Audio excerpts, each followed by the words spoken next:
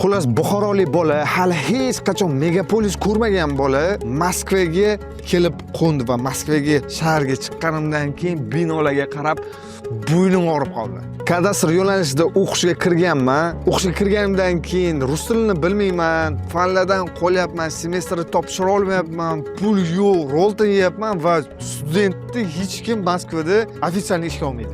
Semestr yopilishiga ozgina vaqt qolgan, dekanni yoniga keldim. Aka, menga dokumentlarimni bering, men ketmasam bo'lmaydi, juda ham qiynalyapman degan sharoitimni tushuntirgan holda dekandan dokumentlarimni so'raganimda, dekan ketma degan taqdirga ham dokumentlarimni olib Toshkentga perevod qilaman deb ko'chaga chiqqanimdan keyin 200 metr universitetdan ketganimdan keyin to'xtab qolganman va o'yladim, Baxtiyor, hozir orqaga qaytsang nima o'zgaradi? Yana otangni arzandasi bo'lib qolasanmi degan savol meni qiynadi-da.